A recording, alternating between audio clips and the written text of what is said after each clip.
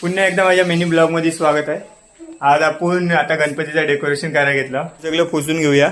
आपल्याला सेटअप पहिला बेसिक तयार करूया, नंतर पुढे जाऊया. हा बारक्या पण काम करते आपला प्रज्ञेश. आहे बोल. अर्ध त्याच्या दात गेलेले आहेत. काय विषय नाही, पण नवीन येतील. नीट साफ कर, नीट साफ कर. आपलं हे सगळं पुसून झालेलं आहे. मित्रांनो आपला बेस तर तयार झालेला आहे बघा. मित्रांनो बघा, पूर्ण असा बेस तयार करून झालेला आहे. आता लावूया, त्याला टाईट करूया आणि तुम्हाला पूर्ण दाखवतो. मध्ये एकदम इथे गणपती बसणार आणि इथे गौरी. मित्रांनो आता आपण ढगचा डेकोरेशन करणार आहोत.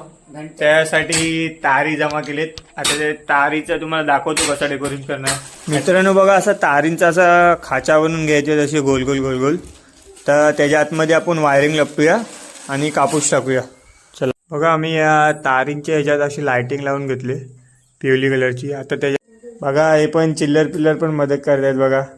हे बघा, आता चोर बघा, चोर आतमध्ये लपून नेत आहे. काढा बाहेर काढ बघा. तुला ढग बनायचे. मित्रांनो आपलं डेकोरेशन तर पूर्ण झालेलं आहे, पण फायनल टच तुम्हाला उद्या दाखवणार आहे. फक्त दाखवतो कसं झालाय तो. उद्या डायरेक्ट गणपती बसल्यावर. त्यासाठी पार्ट 2 येईल. हा पार्ट 1 आहे बघा. पूर्ण या लाईट डायरेक्ट उद्या लावून दाखवेल. त्यासाठी पार्ट 2 कमेंट करा. चला भेटूया उद्या.